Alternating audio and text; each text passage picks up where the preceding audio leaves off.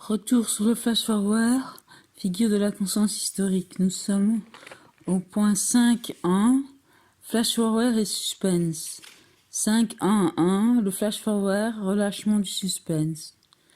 Le relâchement du suspense est l'objection la plus souvent formulée à l'encontre du flash-forward. On retrouve cette idée notamment chez les auteurs du manuel du scénario américain. Elle trouve son origine dans la fonction que ces auteurs imputent au flash-forward. Fonction qui est, selon eux, de pallier une carence informationnelle au même titre que le flashback. Se voyant reconnu ce type de fonction, le flash-forward ne peut qu'être vu comme un procédé narratif qui provoque un arrêt, une coupure dans le temps filmique qui freine l'action et relâche le suspense, puisque ses conséquences sont les exigences de la fonction en question.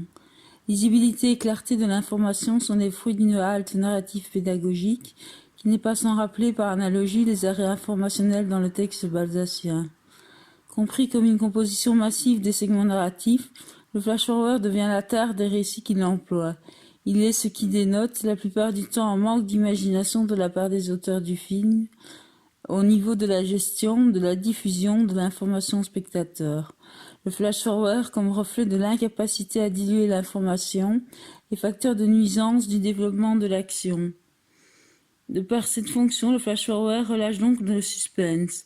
Cet effet que son utilisation provoque a diverses implications à la fois formelles et idéologiques. Au niveau formel, les récits employant des flash-forwards dérogent à la loi de la progression continue qu'affectionnent par ailleurs ses auteurs. Le flash-forward, porteur de l'avenir réel, révèle le dénouement du film avant son heure. Au niveau idéologique, la conséquence en est qu'il devienne le lieu d'expression de la figure du destin. L'instance narrative première seule à même de remplir cette fonction est communément liée à la figure du destin. Au vu de ces observations, on comprend mieux pourquoi ces auteurs en viennent à qualifier le flash-forward de truc un peu niais qu'on retrouve dans les mauvais feuilletons ou les petits romans pour vieilles filles frustrées où la voix de Dieu ou du destin proclame « Raymond Dupré eût été bien surpris ce matin-là en refermant la porte de son garage s'il avait su ce qu'il attendait au bout de la rue, une mort atroce. » S'il concède qu'en littérature cela peut au contraire être un moyen de relancer le suspense, de capter l'attention du lecteur parce que l'écrivain est souvent considéré comme un démiurge, il conseille fortement de l'éviter au cinéma car la caméra impose son point de vue au spectateur et qu'elle n'est pas toute puissante, elle ne peut enregistrer à la fois le passé, le présent et l'avenir. Nous ne discuterons pas cet argument qui à nos yeux n'en est pas un. Ce qu'il convient de souligner dans ces lignes, c'est que l'observation faite par G. Genette à propos de l'utilisation de la prolepse en littérature et dans son rapport au suspense, reprise par ses scénaristes fidèles à la thèse du conflit central.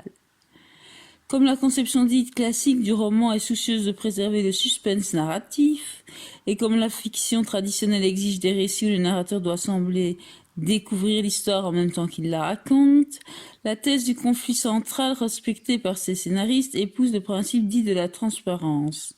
Ce principe se propose de montrer les événements sans manifestation d'une présence manipulatrice et selon la loi de la progression continue. C'est ce qu'on appelle le degré zéro de l'écriture cinématographique. À travers ces diverses règles de raccord, l'objectif de cet habitus narratif est la recréation de la continuité spatio-temporelle que menace toute opération de découpage. Son corrélat est l'immersion du spectateur dans un monde imaginaire. Dans cette optique, chaque image a sa place spécifique dans la chaîne syntagmatique, en raison de sa participation à la recréation de la continuité spatio-temporelle, de la chronologie des événements, puisqu'elle en est un élément constitutif. Il contribuera à terme au dénouement final. Dans ce type de système narratif, le flash-forward brise le suspense, dans la mesure où, en brisant la continuité spatio-temporelle toute tendue vers sa fin, il la désamorce de façon visible. David Bordwell, Stenger et Thompson font ainsi observer que, je cite, Flash forward is unthinkable in the classical narrative cinema, which seeks to retell the ending and to motivate a step-by-step narration. Waouh, mon accent s'améliore. Soulignons que c'est parce que ce système narratif est le système de référence de l'analyste qu'il a préexisté à la conceptualisation du flash forward que notre objet se trouve connoté négativement. David Bordwell considère visiblement les conditions entraînant le relâchement du suspense par le flash-forward comme étant non pas des conditions mais des faits. Or, le relâchement du suspense n'est pas ce qui caractérise dans l'absolu le flash-forward. Pour que le flash-forward brise le suspense, deux conditions doivent être remplies. Il faut tout d'abord que le segment narratif soit reconnu comme étant la représentation de l'avenir réel. Importance du mode d'apparition, une durée, une lisibilité, etc. suffisante, et ensuite qu'une conception restreinte du suspense anime l'analyste. Ces deux conditions réunies, le flash-forward peut être alors à l'origine d'un relâchement du suspense. En conclusion, nous dirons tout d'abord qu'un type particulier de flash-forward nuit effectivement au suspense narratif, dans le sens le plus strict où ce dernier est communément entendu, c'est-à-dire lorsque d'une part le flash-forward est la représentation de l'avenir réel, et que d'autre part l'analyste exclut de la sphère du suspense la question du comment cela arrivera-t-il, ou du pourquoi, pour n'y inscrire que les éléments préservant l'obscur sur la fin de l'histoire. Ensuite, considérant l'amont, l'instance narrative première, nous ajouterons que l'extinction du suspense au sens traditionnel dans la construction narrative d'un récit est un champ narratif donc subjectif. L'exemple illustrant le mieux le cas de figure est le film L'Aveu de Costa-Gavras en 1968, dont les trois flash-forwards principaux, représentant l'avenir réel et ayant des durées considérables, sont de véritables haltes didactiques, s'inscrivant dans la logique de dépassement de l'histoire, propre à l'idéologie marxiste animant ce récit politique. 5.1.2. Le flash-forward, mode assertif ou hypothétique. Lorsque le flash-forward présente des événements sur un mode assertif, c'est afin de répondre le plus souvent à la volonté didactique du cinéaste. Or, il existe différents cas de figure où le flash-forward n'est pas utilisé pour nous fournir une information anachronique sur l'histoire. Dans ces cas-là, le flash-forward présente les événements sur un mode hypothétique. Les facteurs à l'origine du mode hypothétique du flash-forward officient sur différents plans. Considérons tout d'abord le référent, l'avenir. André Gerdise a fait observer que la prolepse rapporte le plus souvent des événements sur un mode moins assertif que l'analepse. C'est parce qu'elle rapporte des événements, je cite, qui sont censés ne pas avoir encore eu lieu, que la prolepse peut hésiter entre le tour assertif et le mode hypothétique, ne serait-ce bien souvent que pour ne pas révéler la suite et préserver ainsi le code de l'énigme. Cette observation s'applique au flash-forward. La situation diégétique présentée en flash-forward n'est pas effective, elle peut rester à l'état d'hypothèse dans l'esprit du spectateur, et cela jusqu'à ce que l'histoire converge de façon très explicite vers ce qui a été anticipé. Exemple, convergence de la tonalité physique du présent et de l'avenir dans On achève bien les chevaux, préfigurant le rapprochement des deux lignes d'action. Le flash-forward met alors le spectateur dans l'attente de la réalisation de ce qui est une hypothèse pour des raisons qui sont donc d'ordre ontologique ou pragmatique. Compte tenu du mode hypothétique des événements futurs, aucun diagnostic préjudiciable n'est à formuler à propos du suspense. Notons que l'observation d'Agerdis n'est pas réservée à la prolepse. L'analepse, comme le flashback, mobilisé dans les films à enquête policière avec des procès riches en témoignages visuels contradictoires ou non, pour reprendre un exemple canonique, présente par voie de fait les événements sur un mode moins assertif. Cette remarque nous amène au second facteur à l'origine du mode hypothétique du flash-forward, et voilà. Si le mode hypothétique accompagne naturellement, faut-il dire culturellement, la représentation d'un avenir à venir, il peut être exacerbé par une volonté démonstrative du cinéaste. Concrètement, cela se manifeste par la matérialisation des divers possibles narratifs. Ce choix narratif donne au spectateur l'impression d'une série de petits films présentés successivement en vue d'exposer la démonstration susdite. Contrairement à ce que l'on pourrait penser, les conséquences de ce type de variation narrative n'excluent pas nécessairement le récit de la sphère du suspense entendu au niveau global. Confrontons deux récits filmiques, le diptyque Smoking No Smoking d'Alain Resnais en 1993 et Cours Lola Rent de T.T. en 1998. Dans le diptyque d'Alain Resnais, la notion de suspense au niveau global tend à disparaître. Le récit exalte le principe des variations narratives à tel point qu'il n'y a pas de fil narratif mais un motif narratif. Par contre, dans les films de T.T. le suspense au niveau global existe nonobstant les trois variations narratives. La raison en est que ces variations narratives ne sont pas seulement des variations d'un même intervalle de temps, mais aussi et surtout des variations sur un événement ayant un même canevas narratif.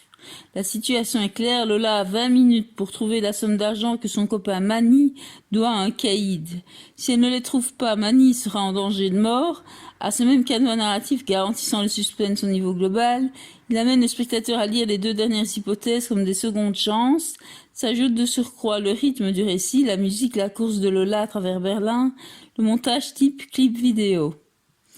À ces deux facteurs contribuant à la présentation du flash-forward, sur un mode hypothétique, avenir conçu comme inconnu et matérialisation des divers possibles narratifs à venir, nous devons encore ajouter le point de vue subjectif qui donne au segment narratif une tournure plus hypothétique que celui de l'instance narrative première, et pour finir la structure narrative du flash-forward, un flash-forward uniponctuel, parce qu'il est généralement plus bref qu'une séquence entière en flash-forward, laisse davantage de spectateurs dans l'expectative.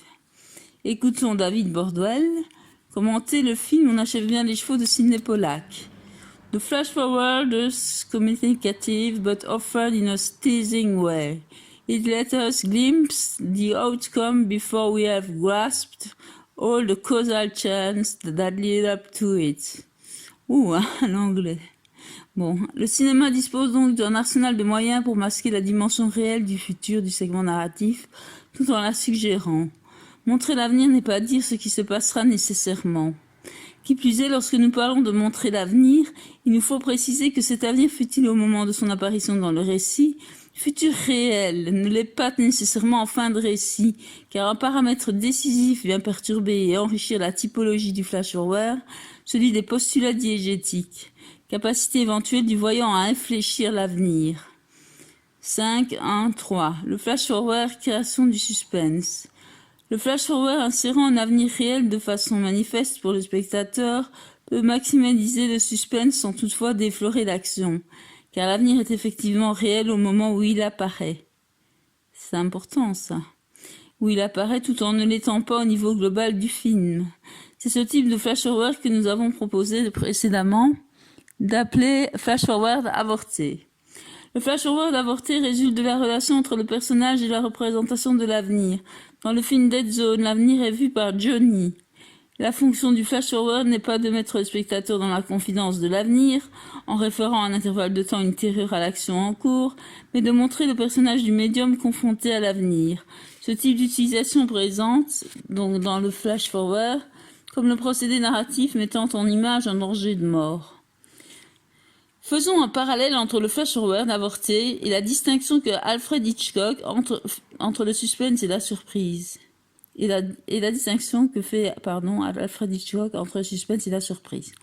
Alfred Hitchcock distingue lors d'une de ses célèbres interviews le suspense de la surprise en donnant l'exemple suivant. Et je cite en français. Soit nous avons deux hommes en train de parler à une table. Première possibilité. Après 5 minutes de discussion, la table explose. Le cinéaste vient de donner au spectateur 15 secondes de surprise. Deuxième possibilité, nous avons toujours les deux mêmes hommes assis à la table, mais cette fois le cinéaste alterne des plans des personnages avec des plans de la bombe située sous la table. Au bout de 5 minutes, la bombe explose. Résultat, le cinéaste a offert au spectateur 5 minutes de suspense. Et non de surprise à ce moment-là. Donc voilà la différence. Dans Dead Zone, David Cronenberg nous met dans la même situation, dans la même attitude que le maître du suspense, nous montrant la présence de cette bombe sous la table autour de laquelle sont assis les héros. C'est la mort annoncée par la vision médiumnique qui fait figure de bombe. Si elle se vérifie, le spectateur ne sera pas étonné. Il constatera simplement que la vision s'est effectivement réalisée. À titre d'exemple, considérons le premier flash-forward du film, soit la mort du jeune Chris causée par l'effondrement de la glace du plan d'eau. La situation est claire. Nous savons que si l'enfant va jouer au hockey sur glace, il mourra. De savoir, cette intervention du flash-forward a pour conséquence de transformer le temps en délai. Il donne au spectateur, comme au héros, une conscience aiguë du temps en inscrivant le personnage en lutte contre lui, le temps porteur de mort. Le suspense, la dimension allaitante de Dead Zone est tout entière conditionnée par le flash-forward annonciateur d'une mort imminente, dont l'évitement ne dépend que du médium et dans cet exemple, de sa faculté à l'empêcher en convainquant l'enfant et son père de ne pas aller patiner. Il y a donc création du suspense, dramatisation de l'action. Toutefois, Un facteur intervient et amenuise le suspense, la systématisation de la réaction positive du héros par rapport à sa vision. La conséquence en est que l'image de l'avenir devient au niveau de sa dimension effective une sorte de désinformation puisque le héros exploite chaque fois sa faculté d'infléchir le cours de ses prémonitions. C'est l'effet pervers du système mis en place par la narration. La vision est vision déjà infléchie de par le traitement scénaristique qui en est fait. Néanmoins, c'est le flash-forward qui fondamentalement crée le suspense. On notera que dans Dead Zone, les flash-forwards coïncident avec la présence de nature humaine anticipante, ce qui a pour effet de transformer la gymnastique cérébrale de la narration. À 2 reprises, les visions brillent par leur absence. Lorsque Stuart rend visite à Johnny pour lui demander de donner des cours de rattrapage à son fils, Chris, le contact tactile, poignée de main, ne déclenche pas la vision de noyade à venir de l'enfant. De même, lors de la scène suivante, lorsque Johnny se rend chez Stuart pour rencontrer l'enfant et qu'il est présenté au démagogue Greg Stilson, le mécanisme de vision est avorté. Nous ne voyons pas ici la vision représentant Stilson en train de déclencher une guerre atomique. Or, la première scène de cette dernière partie nous a bien informé à travers la conversation entre Johnny et le médecin Isaac, qu'il avait soigné et accompagné tout au long de sa renaissance, de la nécessité de retourner à l'Institut Isaac pour tenter d'inverser le processus conduisant Johnny à la mort. Isaac dit « L'envoûtement du sujet et ses visions gagnent en force et prennent plus d'ampleur à mesure que son physique s'étiole. Nous avons donc été amenés à penser que Johnny avait toujours son pouvoir psychique. David Cronenberg a créé une attente de vision dans l'esprit du spectateur en ritualisant son mode d'apparition. Le spectateur est surpris qu'elle ne se déclenche pas et nous avons l'impression que plus rien ne se passe, que sans vision le suspense n'existe plus. Il retombe d'ailleurs fortement, tant elle le maximalisait. 5, 1, 4. Le flash-forward et le suspense, paramètres à considérer. 5, 1, 1. Mode d'apparition. Les conséquences du flash-forward sur le suspense varient. Elles sont fonction de l'intentionnalité du cinéaste, qui se caractérise de façon concrète suivant le pôle vers lequel tend le plus le flash-forward, soit un axe scénario, découpage à titre de repère. 1, 1, 1. Donc 5, 1, 1, 1. Le flash-forward au niveau du scénario. Ces flash-forwards prennent la forme de grandes unités narratives. Il s'agit de scènes, voire de séquences, dans un principe de cadavre exquis. Ce type d'agencement des unités, s'il peut faire d'une histoire sans prétention à un récit complexe, relâche le suspense, compte tenu de la durée moyenne du segment interrompant le récit premier. Bon, 5... 1, 2, 1, 1, 2, je suis perdu dans mon classement, bref, le flash-forward de découpage. Ces flash-forwards prennent la forme de petites unités narratives. Ils apparaissent progressivement pour construire un récit second ou dynamiser l'action en manifestant, par exemple, le psychisme d'un personnage électrochoc. S'ils se révèlent rétrospectivement avoir été l'anticipation d'une situation narrative, à l'heure actuelle, ils semblent alors en avoir été extraits. Leur dimension flash les lie a priori davantage à la figure de la répétition que les flash-forwards au niveau du scénario. Quelle que soit leur lisibilité, ils renvoient par extension à chaque intervention, du moins pour le cinéaste, à la fin de l'histoire, alors qu'il reste provisoirement énigmatique pour le spectateur. 5, 1.2. Le temps du récit. Le flash-forward donc de le récit narratif est relatif au dénouement final. S'il apparaît au début du récit, mobilise tout particulièrement la faculté mnésique du spectateur. L'emprise du présent est telle que le suspense est réservé nonobstant la connaissance même dévoilée explicitement par le flash-forward. Le flash-forward ayant une forte portée risque, pour la raison susdite, de se perdre en cours de route. Si le flash-forward intervient dans les derniers moments du récit, il peut faire figure de coup de théâtre, de retournement final, une sorte de renversement inversé. La fin est dédoublée, comme le dernier plan de l'histoire n'est pas le dernier plan du récit, et comme l'événement anticipé n'est pas répété par l'image actuelle, le suspense est d'une certaine façon pétrifié. Paradoxalement, lorsqu'un flash-forward se veut créateur de suspense, il doit avoir une faible portée car il dépend de la mémoire du spectateur. L'accent est mis sur l'intervalle de temps du récit entre le flash-forward et l'actualisation de ce à quoi il se référait. 5.2. Saisie rétrospective ou immédiate du flash-forward, l'enjeu du problème. Saisie rétrospective ou immédiateté de lecture du plan comme anticipation par le spectateur sont les deux possibilités de lecture, quelle que soit l'inscription du genre dans lequel le récit figure. L'anticipation ne va pas de soi, elle est étroitement dépendante des autres paramètres. Ce n'est pas tant la lecture du point de vue du personnage du voyant qui, dans des zones, permet la reconnaissance immédiate du plan comme anticipation, que la relation que le personnage entretient avec ce qu'il voit. En effet, s'il voit l'avenir mais le confond avec le présent, le personnage fausse notre saisie du monde, en la subordonnant à sa perception subjective qu'il ne comprend pas. Ce positionnement particulier du personnage par rapport à l'avenir crée un type particulier de flash-forward que l'on retrouve dans Ne vous retournez pas de Rogue, je sais pas comment on prononce, 1973. Dans ce film, le flash-forward est bien ce qui dynamise à un moment donné le récit. C'est par rapport à lui que le personnage du voyant réagit, mais il le fait dans l'ignorance de son référent. Détaché de sa position réelle sur l'axe temporel, la présence de sa femme sur le vaporetto qui transporte son cercueil va entraîner le voyant dans les dédales vénitiens à la recherche de sa femme qu'il croit avoir aperçue alors qu'elle est en Angleterre. Cette situation narrative présentée en flash-forward fera ultérieurement l'objet d'une relecture qui témoignera au spectateur non de l'impuissance de l'image à signifier l'avenir, mais de la soumission de son regard à celui du personnage, soit de l'importance du regard intradiégétique de la facilité avec laquelle elle forge nos certitudes et nous déroute tout au long du film. Si le personnage confond perception physique présent et image à venir, alors nous aussi, car rien au cinéma ne les distingue. Les deux ordres de réalité qu'elles constituent s'expriment à l'aide d'un même matériau, l'image cinématographique. C'est un des enjeux que peut revêtir ce type de gestion du flash-forward, mais il en existe d'autres. La saisie rétrospective est ce qui a motivé Sidney Pollack lorsqu'il adapta le roman de Horace M. McCoy. Dans un article du magazine Newsweek, daté du 22 décembre 1969, Joseph Morgenstern compare brièvement le roman et le film. On apprend que le roman est dans sa majeure partie écrit en flashback et que le lecteur sait, dès le début du livre, que le marathon de danse se terminera par la mort. Désolé si vous voulez voir le film. Chez Sidney Pollack, le savoir est géré différemment. La volonté du cinéaste est de montrer qu'il y a un grain dans la mécanique, que quelque chose ne va pas sans dire de quoi il retourne au juste. La saisie du sens n'est pas voulue immédiate, mais différée.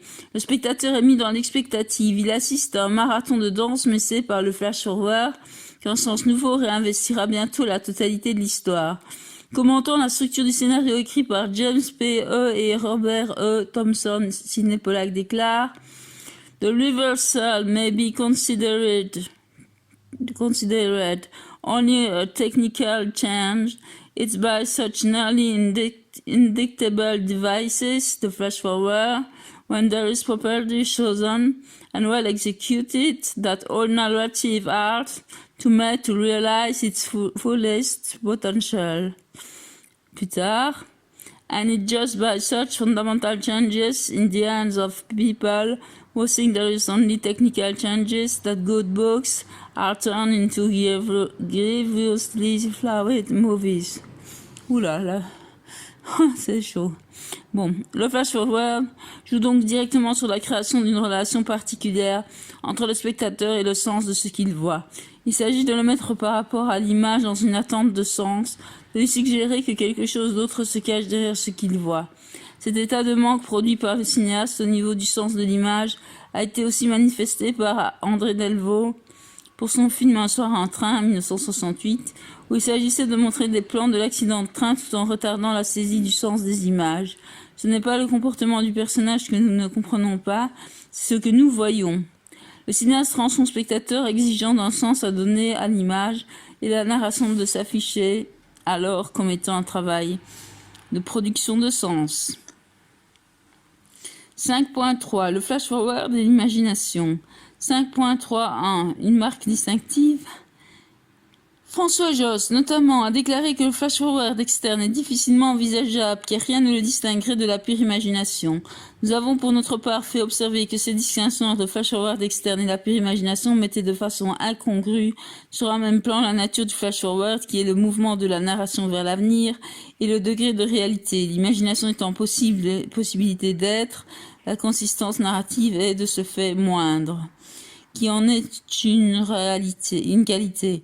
Pour le spectateur dont on connaît la chanson d'Alain Resnais 1998, les plans où l'on voit Odile, Sabine Azéma se couvrant les oreilles et ceux du chantier, et cela après qu'elle ait été informée par son ami Nicolas Jean-Pierre Bacry, d'un projet de construction en face du nouvel appartement qu'elle vient d'acheter, sont situés dans l'avenir. L'agent immobilier Ali Wilson, stipulant par ailleurs que cette construction n'est actuellement qu'à l'état de projet. Ces plans sont donc des flash forward. Quant à déterminer leur consistance narrative, nous devons une fois de plus nous en remettre à la lecture que fait le spectateur du point de vue. Soit il s'agit de l'audiovisualisation d'une angoisse à propos de l'avenir, avec donc un effet sujet sur la représentation, avenir redouté, soit il s'agit d'une anticipation objective, avenir réel. On doit également rejeter l'argument émis par J. Mitry, afin de démontrer combien le cinéma afin de montrer combien le cinéma est impuissant à signifier une autre temporalité que le présent. Pour l'auteur d'esthétique et philosophie du cinéma, le rituel du chant contre chant, précédant l'apparition des images mentales, étant un remède à cette impuissance.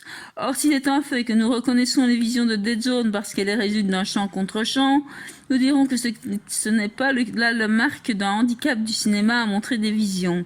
Lorsqu'il prend cet argument du chant contre chant comme un stigmate de l'impuissance susdite, J. Mitry ne fait rien d'autre que rappeler la règle de raccord qui fonctionne pour toute création d'une contiguïté spatiale, par exemple. N'importe quel espace a besoin pour se structurer de l'inanimité, si l'on peut dire des sujets en présence. Il suffit que deux personnages présents dans un même espace ne soient pas d'accord sur la présence de cet arbre que nous voyons pourtant, pour que nous doutions soudain de sa présence et gardions l'hypothèse de l'hallucination de l'un, ainsi que celle de l'aveuglement de l'autre. En d'autres termes, la reconnaissance d'une image mentale et la réalité du contenu narratif du flash-forward externe ne sont pas plus difficiles à établir que la reconnaissance d'une image objective de la réalité diégétique. Rien a priori ne permet de distinguer la réalité objective, qu'elle soit présente, passée ou future de l'imagination, qu'elle soit présente, passée ou future. Dès lors, diverses stratégies narratives sont adoptées par le cinéaste afin d'orienter la lecture du segment narratif vers le flash-forward externe. Le cinéaste se doit de manœuvrer le spectateur s'il veut éviter que ce dernier hésite entre flash-forward externe et futur imaginé. 5.3.2 Les différentes stratégies narratives conditionnant la lecture du plan comme un futur réel, nonobstant le manque de vérification par l'image actuelle, sont 1. Utilisation du flash-forward dans un flashback. On trouve ce type de stratégie narrative dans l'aveu de Costa-Gavras, 1968. L'anticipation est celle d'un passé plus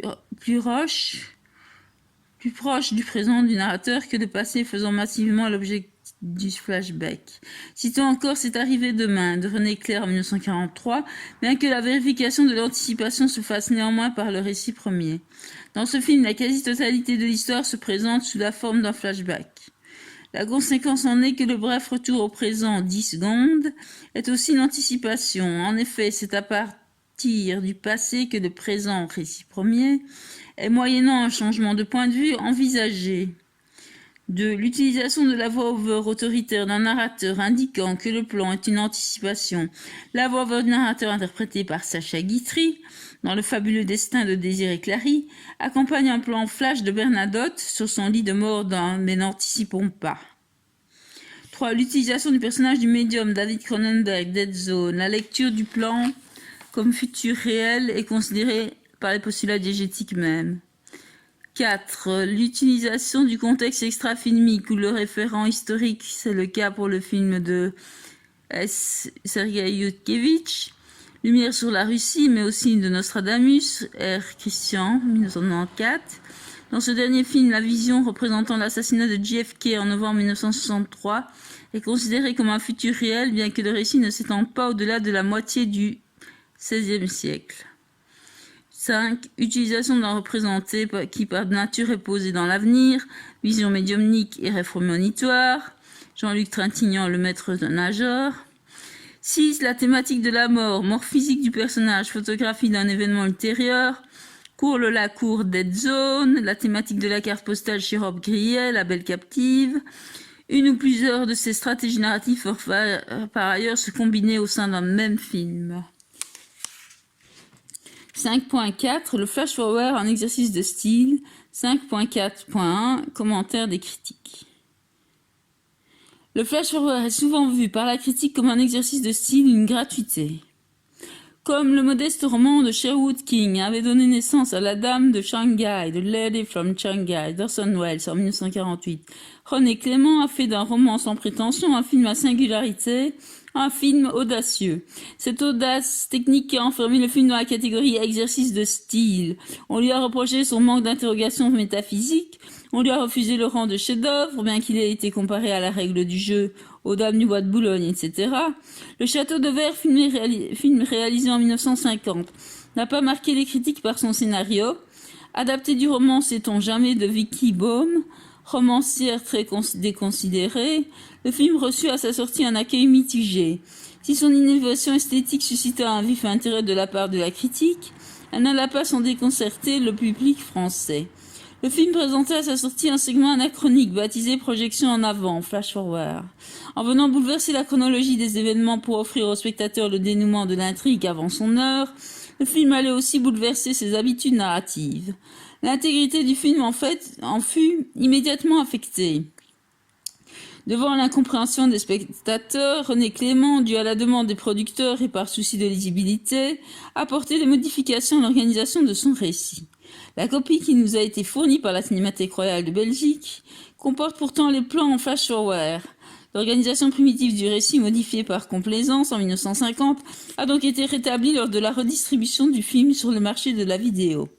Cette réhabilitation de la version primitive du film trouve-t-elle son origine dans l'évolution du public quant à sa compréhension du langage cinématographique ou dans la possibilité de répétition du film en vidéo, offrant autant de chances de comprendre ? Il apparaît fort peu probable, en effet, que le marché de la vidéo ait pris le risque de distribuer une version intellectuellement inaccessible, compte tenu des répercussions économiques néfastes que la dite version aurait alors engendrées. Il y eut donc au moins deux versions de ce film, la version primitive que nous avons visionnée et qui comporte les plans en flash-forward. Elle se termine par la séparation des amants, la deuxième version modifiée en 1950. Elle comporte, comme la version primitive, une projection en avant qui laisse prévoir l'accident. Elle se termine par les plans repris... Pardon. Elle se termine par les plans repris du flash-forward, c'est-à-dire qu'elle montre alors au temps présent les plans de l'accident qui a lieu après la séparation des amants. Les flash-forwards dont on achève bien les chevaux réalisés par Sidney Pollack en 1969 d'après un roman de Horace McCoy ont aussi été considérés par la critique comme de l'art pour l'art, comme en témoignent les articles de l'époque. Dans le Financial Times, le flash-forward y était qualifié de The newest playthings of writers and directors who wants to make conventional scripts look modern. Ou encore, The film is further severely weakened by a ludicrous device of flash forward, which bewilderingly predicts the hero's eventual arrest and trial. It has its success to thought. Qualifié d'excès de coquetterie par d'autres, la série de flash-forward trouverait selon l'article du Times, daté du 10 juillet 1970, sa raison d'être dans une raison plus qu'inédite et démystifiante. The film also points up a few of Pollack's limitations, as in Castle Keep, there is a very occasional tendency to phony artiness, thought to be fair. I should record that the brief flash-forward here were apparently inserted on front, office and Simpsons because the preview audiences in the States incredibly were not sure without them whether the film was meant to be a comedy or not. Il faut que je travaille mon anglais. Bon, voilà, continuons. On a la page 57 du Flash Forward, figure de la conscience historique, si vous voulez vous amuser à traduire les parties en anglais, voilà, parce que mon accent n'est pas top. Je continue, soyons sérieux un petit peu, voilà. 5.4.2 Une question de style. Bien que la diversité dans les modes d'occurrence possibles du flash-forward ne réserve pas la figure narrative à un mode narratif particulier, on observe que certains cinéastes ont eu recours à différentes reprises au flash-forward au cours de leur parcours cinématographique. Alain Resnais l'a exploité dans La guerre est finie, Stavisky, on connaît la chanson, Smoking No Smoking, dans une perspective chaque fois différente. Les cinéastes de la conscience sont effectivement plus prédisposés à cet usage. Nous avons parlé d'éviction du présent diégétique et proposé de parler de la structure narrative en termes de construction flashback, flash-forward, ce qui renvoie à l'expression d'éternel présent employée par Alain Resnais. La différence dans les termes étant due à l'insistance que nous manifestons à l'égard du concept clé qu'est selon nous le dédoublement.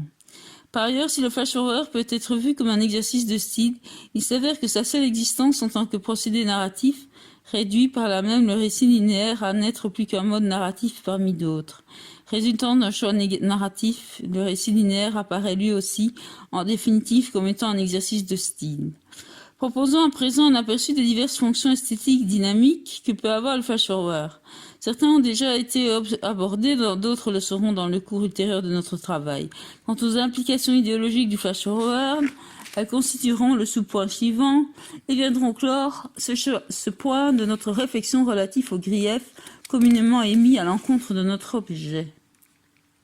5.4.3 Fonction du flash-forward esthétique dynamique. 1. La mise en image de projet, par exemple, permet précisément au spectateur de mieux s'imaginer la situation projetée par le personnage. Le flash-forward est plus cinématographique. Il contribue au développement chez le spectateur d'une pensée en images analogue à celle qu'affectionnent les artistes, photographes, peintres, cinéastes. Le plus souvent, la voix du personnage faisant le récit de son avenir passé en over, elle poursuit alors son récit et semble commenter l'image. L'enjeu de cette interprétation est le changement dans la nature de l'image. Nous pouvons effectivement considérer que l'instance narratrice première met en image ce que son personnage projette, image mentale de l'instance narrative première, ou qu'elle matérialise le projet qui existe déjà en image dans la tête du personnage, rendu objectif des images mentales du personnage. On trouve des exemples de ce cas de figure dans L'ironie du sort de Molinaro, La bataille du rail de René Clément, etc. 2. Le flash-forward peut participer au rendu du flux de conscience d'un personnage, reproduction d'un mécanisme psychique. En l'absence d'interlocuteur, l'audiovisualisation d'un projet tend davantage à être interprétée comme étant d'une facture psychique, image mentale. Dans ce cas-ci également, le flash-forward peut être utilisé pour faire plus cinématographique. Son utilisation permet en effet d'éviter les lourdeurs que peuvent provoquer les monologues théâtraux de certains personnages. Pensons à Richard Sherman, Tom Ewell, dans le film 7 ans de réflexion de 7 Years Each de Billy Wilder en 1955, bien moins digeste que les furtifs projets de Diego Alain Resnais, La guerre est finie. 3. Le flash-forward peut manifester différents possibles diégétiques. Participant d'un mécanisme global d'exploitation audiovisuelle de divers paradigmes diégétiques, il consacre l'hégémonie de la pulsion scopique du cinéma au détriment parfois de la consistance narrative. Le flash-forward, allié à la focalisation du récit sur un personnage particulier, permet un regard fantastique sur l'être sans tomber et se réduire au poncif du genre. 4. Le flash-forward peut dynamiser le récit. La narration est stimulée par la révélation d'une menace, le temps qui passe. Citons de nouveau les électrochocs facteurs d'angoisse de Dead Zone. Bien que ce film n'exploite pas le meilleur du procédé narratif, il ne confronte pas le personnage à l'image réelle et inévitable de lui plus tard, mais à celle d'un autre. 5. Le flash-forward produit un rythme particulier, une musicalisation du récit. On achève bien les chevaux, l'armée des 12 singes, 12 Monkeys en anglais. Le récit se délie de la tradition narrative, exposition, développement, fin, du temps chronique sur lequel les éléments d'ordinaire se rythment. Il prend une forme davantage spirituelle, la figure de la répétition et le voyage dans le temps comme expression du désir. 6. Le flash-forward, fragmenté, prostitue le temps du récit premier. L'intervalle entre chaque plan futur crée une durée virtuelle pour le récit second tout en préservant le tempo du film. On achève bien les chevaux. 5.4.4 Idéologie du flash-forward. 1.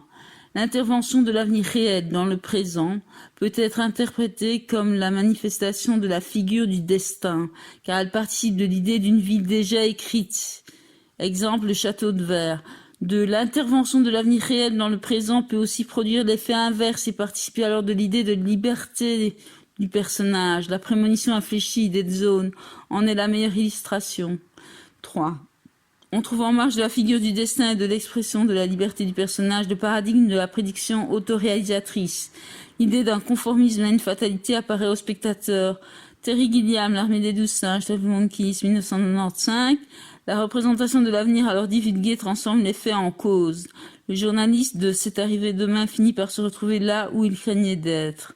A contrario, on trouve dans La beauté du diable les ingrédients de ce qui serait un contre-exemple. Henri, bien qu'il croie à son destin, n'agit paradoxalement pas en conformité avec lui. 4. Systématiser. Le flash-forward, portant à diverses reprises sur un même intervalle de temps, exprime alors la thèse sur la contingence du temps. Il peut officier en lieu et place du développement d'une intrigue secondaire. Par ailleurs, cet usage relève aussi de l'autoréflexivité de l'œuvre d'art. Smoking, no smoking. 5. Employé afin de représenter un avenir possible, le flash-forward déréalise alors la situation qui l'insère.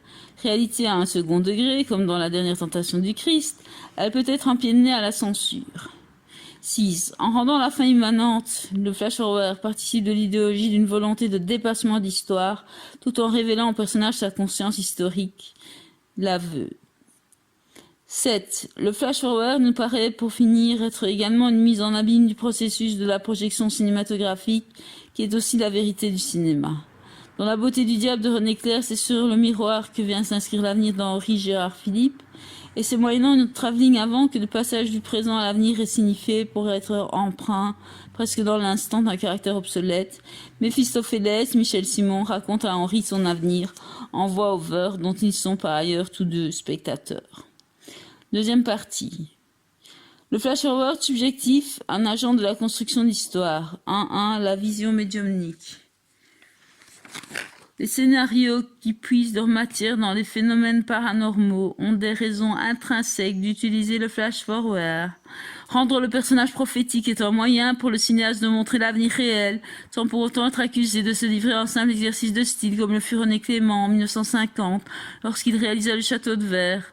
Le flash-forward dans les récits fantastiques n'auront pas la logique narrative. L'avenir est l'objet d'un regard et son insertion dans la narration est analogue à n'importe quel regard, objet, regard, ROR. Toutefois, bien qu'il soit confronté à une vision de l'avenir, le personnage n'est pas pour autant mis dans la confidence d'un savoir sur l'avenir.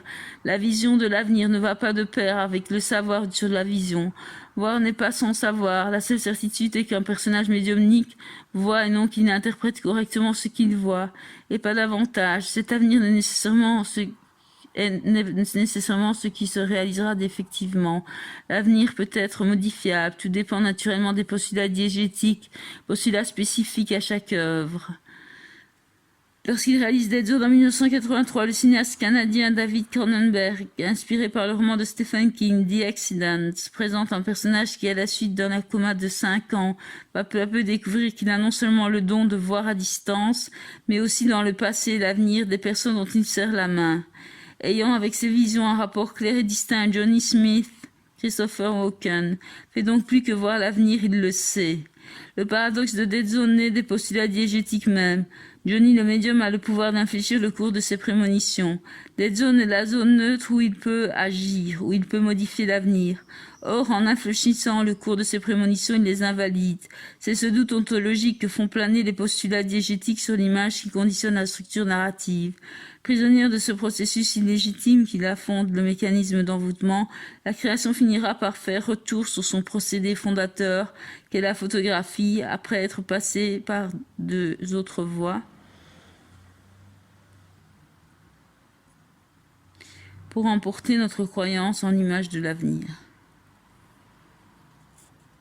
Comme si en définitive la monstration d'une photographie de l'événement avant son développement était seulement à même de nous démontrer que l'image de la scène qui la contient est réellement postérieure à l'événement.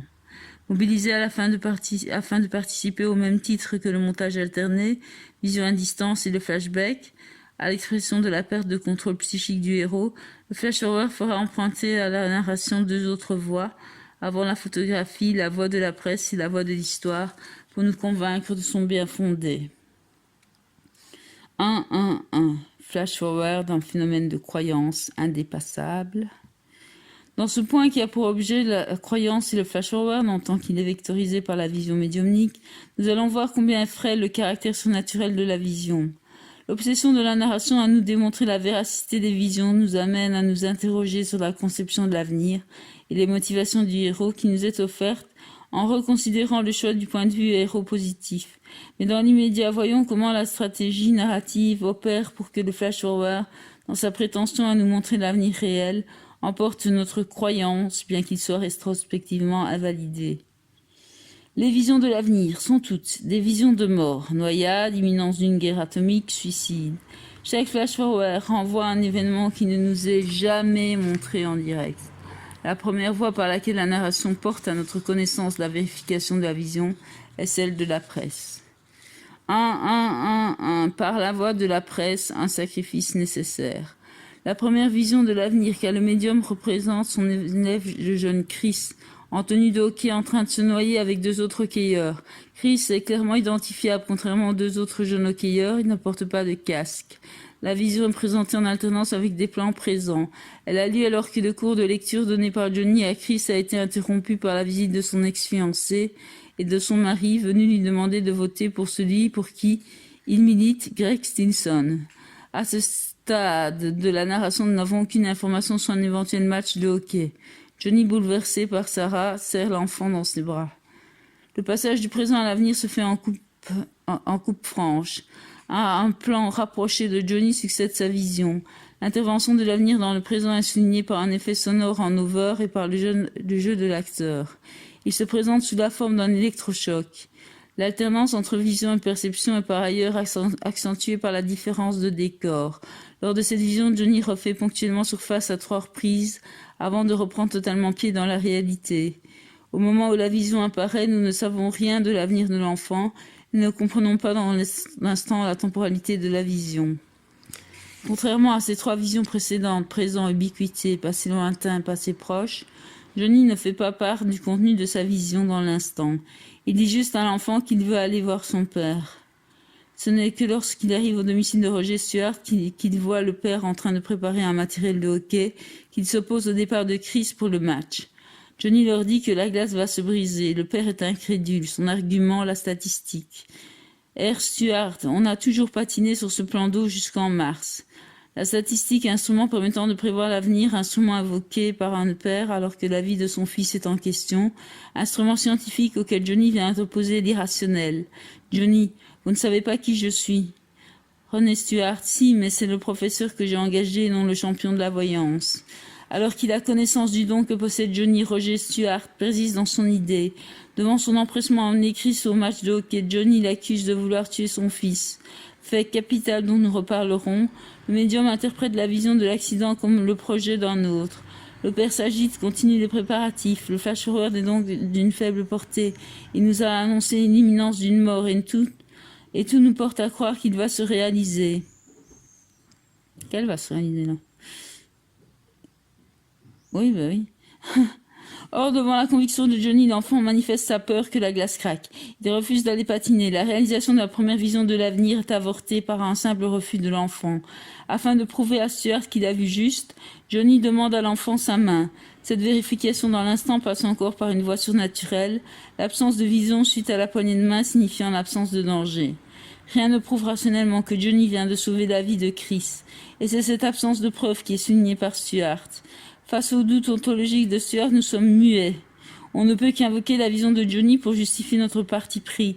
Or, notre prise de position relève alors de la croyance en l'image médiée par Johnny et non de l'ordre des faits, grand imagier. Comment être sûr que ce que nous avons vu était bien une vision de l'avenir? Ce doute que nous pouvons avoir face à l'image, la narration va prendre le soin de l'écarter. Elle va nous donner une preuve de la réalité de la vision, et cette preuve nous est apportée indirectement. Si Chris avait été le seul enfant vu en train de se noyer dans la vision, rien n'aurait pu en prouver le bien fondé. Or, il y avait 2 autres enfants dans l'image, la présence des 2 hockeyeurs n'étant pas une simple figuration. La vérification de la vision tournée vers l'avenir passe ici par un sacrifice. La mort des 2 enfants est nécessaire à la vérification de la prémonition. Et oui. Comment l'information du sacrifice arrive-t-elle au spectateur? David Cronenberg ne nous montre pas la preuve par l'image de la noyade des 2 autres enfants, il nous l'apprend indirectement. La conséquence étant que la croyance dans l'image passe par une autre forme de croyance, la croyance dans les informations diffusées dans la presse. Pour nous prouver que son médium a vu effectivement l'avenir, Cronenberg fait appel à notre croyance aveugle dans les médias, censé nous rapporter la vérité. Il nous garantit que le médium a bien eu une vision de l'avenir, lors de la scène suivant le second refus de l'enfant. En l'absence du médium, le père fait une autre tentative pour décider son fils à aller au match de hockey. Nous voyons alors le médium prendre son journal dans la boîte aux lettres.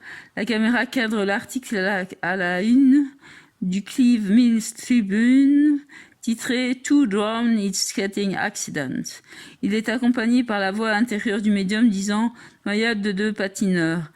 Ainsi, le quotidien d'information est l'instrument par lequel Cronenberg donne une dimension réelle à la vision, tout comme il est l'instrument permettant d'atténuer l'antipathie du spectateur vis-à-vis du héros positif. En effet, en se focalisant sur le médium, la narration ne fait pas qu'éviter un décentrement, elle crée surtout une distance entre la mort des enfants et nous. Nous ne sommes pas sensibilisés par leur tragédie. Cronenberg manipule les sources d'information avec habileté. Nous rappelons qu'il n'avait pas hésité à changer de lieu pour nous montrer le sauvetage à chaud de la petite fille Amy dans l'incendie lors de la première vision à distance, ubiquité. L'image de l'enfant échappant à un incendie étant spectaculaire et positive. Nous voyons dans l'article du journal la preuve irréfutable que la prémonition était fondée et qu'elle a été infléchie. Nous en déduisons que Johnny avait raison et que le père de l'enfant avait tort, et non que Johnny a abandonné les 2 autres enfants qu'il avait vus se noyer à leur propre sort. Par ailleurs, si le caractère impersonnel du quotidien pouvait encore laisser planer un doute sur l'identité des victimes, la scène qui suit où Johnny téléphone à l'enfant vient l'effacer. Nous découvrons la maison des Stuart plongée dans un silence de mort. Le père a failli conduire son fils à la mort. La froideur de son visage nous donne l'impression qu'il voulait tuer son fils. Un sombre projet semble avoir été avorté. Projet au désir inconscient de la mort de son enfant. Jugerait-il que Christ est vivant?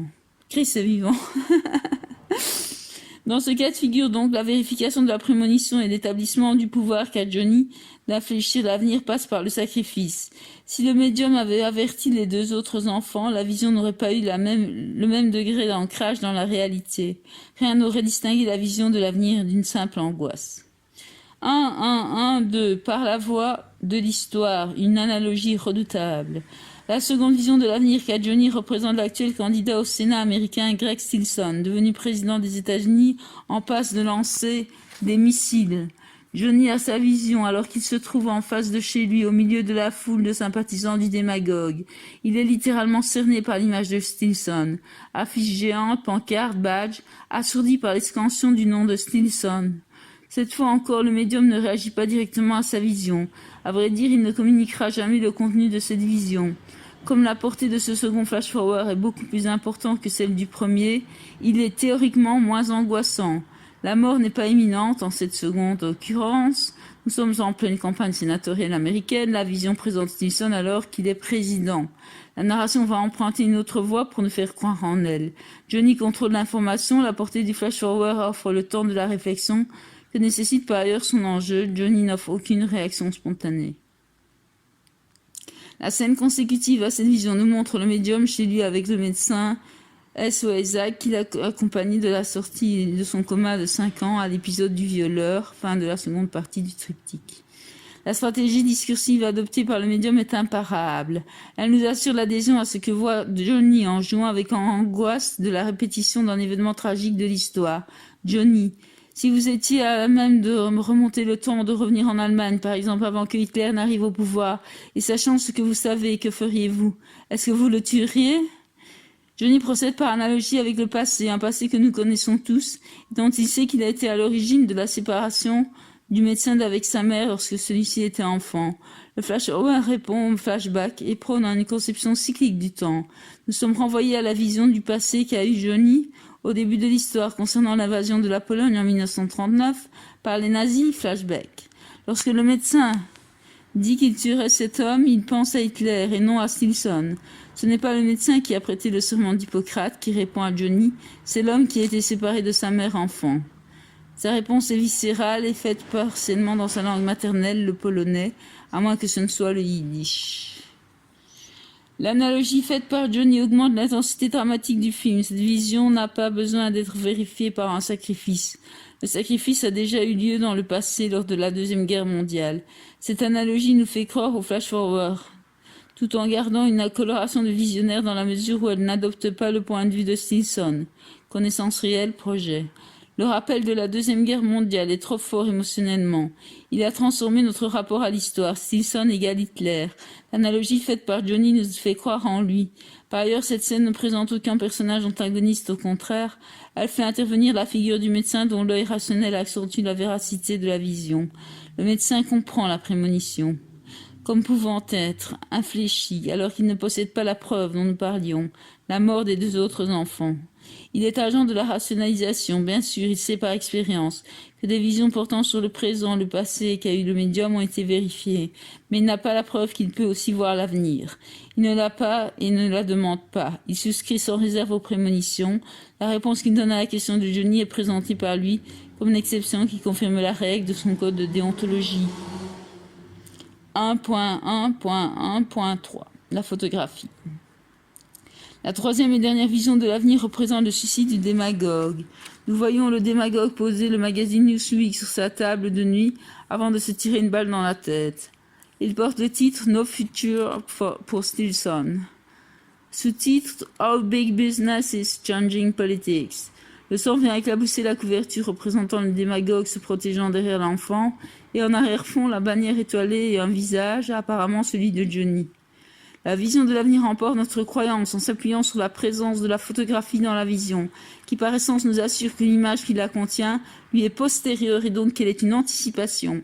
Ainsi, le suicide de Stinson est interprété comme l'exacerbation de la réaction angoissée qu'il a dans le présent avant qu'il ait utilisé l'enfant de Sarah pour se protéger du tir de Johnny qui voulait l'abattre. La menace que fait poser la révélation de l'épreuve photographique sur sa carrière est évidemment connue de ce manipulateur d'images qu'est Stinson. Il lance immédiatement son sbire à la poursuite du photoreporter.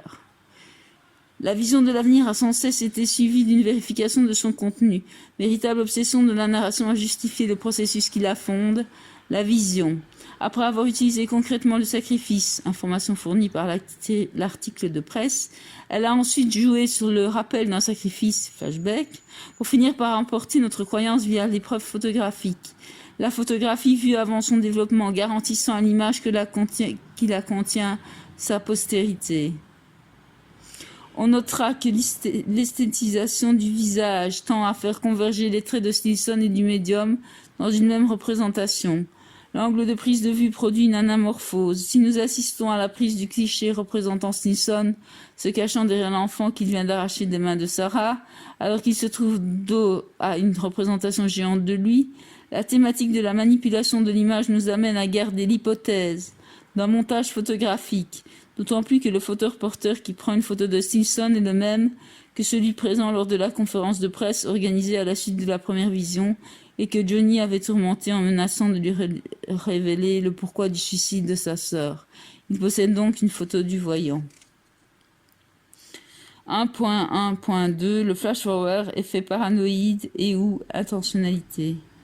Après avoir analysé les 3 voies par lesquelles la narration donnait plus d'impact aux visions de Johnny, voyons à présent les conséquences de la maximalisation de la vraisemblance qu'elles ont. On sait que la structure en flashback est souvent utilisée pour investir le passé d'un personnage afin d'en dégager la culpabilité, film à procès ou film psychanalytique. Cet emploi du procédé narratif qui est des flashbacks, animé par notre tendance à lier les événements se présentant successivement par une logique de cause à effet, prend dans le cadre d'une structure en flash-forward des allures paranoïdes. La structure en flash-forward est alors liée à la question de l'intentionnalité, ce qui est annoncé nécessairement suivant la tendance susdite, son origine dans la tête d'un personnage. Sachant que Chris va mourir s'il va au hockey, le médium accuse Stuart de vouloir tuer son fils. Le contenu de la vision est vu comme le projet d'un autre. L'effet paranoïde du flash-forward est réel et contagieux. Focalisation sur le héros atteint de vision. L'accident est ressenti par nous comme une intentionnalité. Nous n'avons pas le sentiment qu'une tragédie va frapper un personnage innocent, le jeune Chris, mais qu'un personnage négatif entre dans la narration, le père de Chris. Cette intentionnalité qui devient une caractéristique du personnage, orientant la narration vers ce qui a été anticipé, a des répercussions beaucoup plus importantes dans le cas de Stinson. Tout simplement parce que dans le cas de Stinson, l'effet paranoïde en question disparaît. Nous sommes dans le rationnel, c'est-à-dire que la thèse du changement de point de vue a des assises réelles.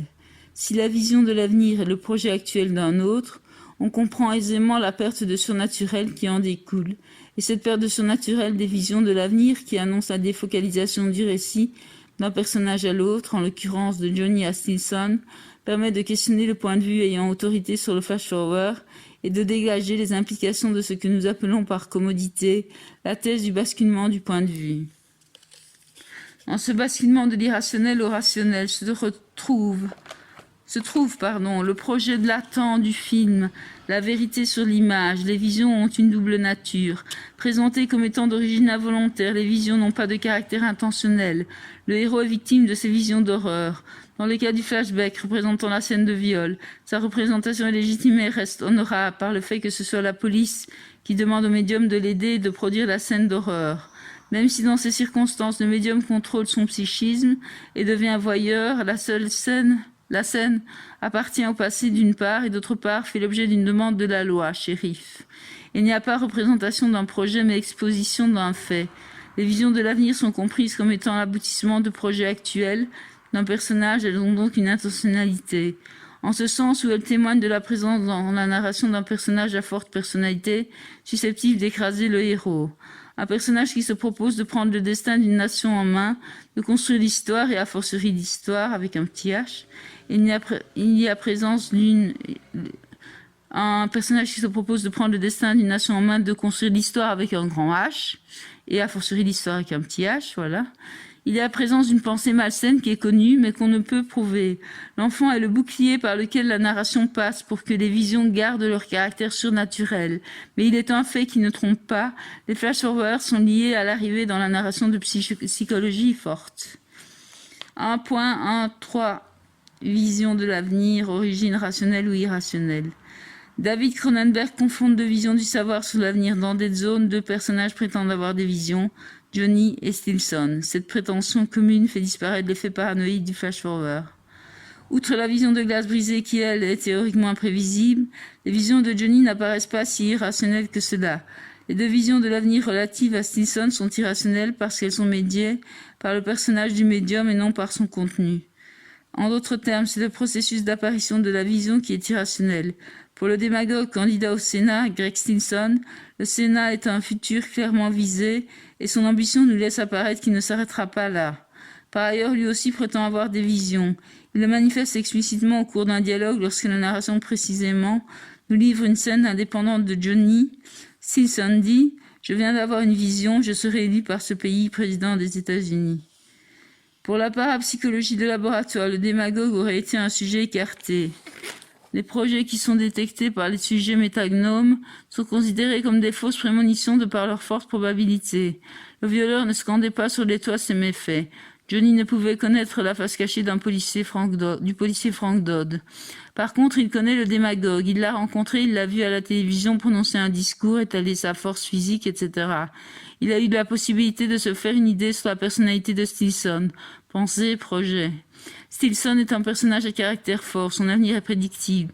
Il affiche clairement son programme, ce qui nous est présenté comme un avenir réel étant le projet supposé actuel d'un individu. Notre interprétation flirte avec le changement de point de vue. L'interprétation aussi entre une vision de l'avenir infléchie et une illustration d'une pensée d'un projet, le projet d'un autre, la pensée d'un autre. C'est parce que la thèse du basculement du point de vue dans Dead Zone permet de revisiter tout un pan de la réflexion sur le flash-forward que nous la proposons.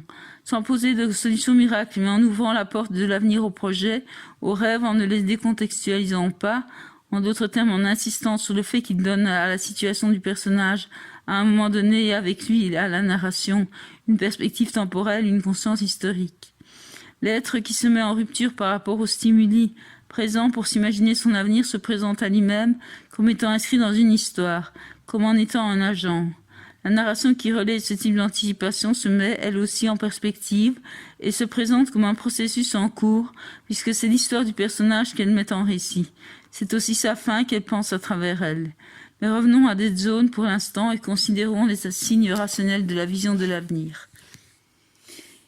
Il y a eu tout d'abord dans cette dernière partie du triptyque que le film constitue la représentation photographique sur le badge électoral, véritable objet prophétique que Stinson tape dans la main de Johnny lors de la rencontre furtive chez Stuart, et où la caméra ironise en montrant en alternance un plan du badge dans la main, le sourire de Stinson, puis le sourire de Johnny, lorsqu'il retourne le badge dans sa main et voit la représentation de Stinson. Le badge évitant le contact tactile interdit pour le spectateur, la vision irrationnelle tout en lui offrant le signe rationnel de ce vers quoi la narration chemine.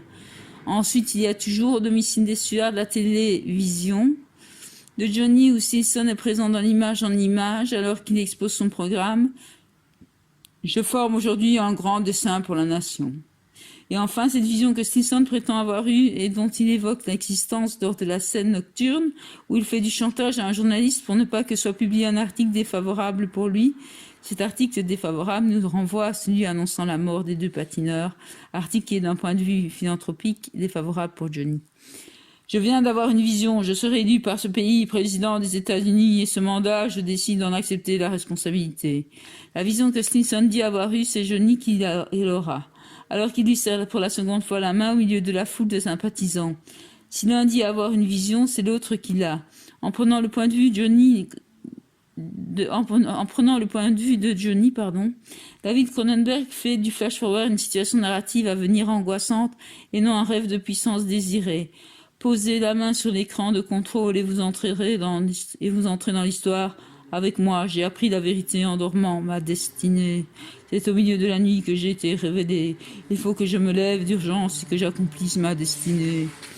David Cronenberg garde le point de vue du héros positif tout en nous montrant une scène apocalyptique. 1.2. Le flash-forward, une vision temporelle future avant tout. Si le choix d'un personnage médiumnique permet à la narration de confronter le personnage à l'avenir, le travail que fait la narration pour rendre à cet avenir sous son impact dramatique est tel qui rend le caractère de la vision fébrile et autorise l'interprétation de la vision médiumnique comme étant le projet d'un autre et donc rationalisable. Ce basculement du point de vue que nous avons exposé est une des étapes de notre réflexion sur la représentation de l'avenir au cinéma, qui vise, en soulignant la non-évidence du caractère médiumnique du flash-forward, à extraire l'essence du flash-forward, qui est avant tout d'être un mouvement narratif vers l'avenir et non une anticipation effective, nécessitant un point de vue particulier. 1.2. Le projet. Lorsque nous voyons le projet d'un personnage, c'est parce que le cinéaste a choisi de nous le montrer. Cette évidence a pourtant une implication importante, celle précisément d'être bien que dissimuler un mouvement de la narration vers l'avenir. Cette réalisation avant l'heure du projet crée un effet de puissance du personnage s'il se réalise. La question de la voix se pose à l'esprit rationnel et la tendance à faire basculer le point de vue du côté du grand imagier est forte. L'audiovisualisation du projet peut en effet être utilisée pour des raisons pragmatiques, destinées à économiser le temps du récit ou à faire plus cinéma. Mais le cinéaste dispose de moyens divers afin de garder un effet sujet. Par exemple, le flash-forward représentant un projet peut s'accompagner de la voix-over du personnage dont il est le projet. Nous trouvons ce type d'utilisation dans la bataille du rail de René Clément, où réuni dans un hangar, le chef des cheminots distribue les rôles à ses collègues résistants. Nous le voyons tout d'abord parler à ses amis, ensuite sa voix passe en over, et nous voyons l'actualisation de ses propos exprimés au futur à l'écran. Nous voyons les cheminots saboter les trains allemands avant de revenir dans le hangar. L'ironie du sort de Édouard Molinaro, je pense, matérialise également un projet émis par un des personnages. L'effet sujet qui apporte déjà la voix en over d'Antoine est appuyé par l'emploi de la caméra subjective. On notera que la présence dans l'image du personnage ne remet pas en cause l'effet sujet et donc ne révèle pas l'issue de l'histoire. Le personnage nous est représenté comme quelqu'un qui pense en image, davantage qu'avec des mots, et son projet qui cadre un intervalle situé sur l'axe temporel dans l'avenir se trouvera confronté à une autre version cadrant le même intervalle de temps, alors nécessairement présent, qui mettra le spectateur en état d'interpréter le présent comme un projet réalisé ou non, et pas comme un simple présent. Le flash-forward n'a pas l'exclusivité de ce type de figure au niveau narratif, mais il l'a au niveau visuel. En cette occurrence, le raccord en coupe-franche entre le projet et la réalité offre une grande lisibilité. Chez Molinaro, le projet ne se confond pas avec la réalité, comme c'est le cas dans Le Gaucher d'Arthur Penn, lorsque Billy dessine le plan de l'attaque du shérif et de Morton sur la vitre, à la 22e minute et 45 secondes. La scène qu'il explique est anticipée en surimpression. Il y a coexistence de deux temporalités.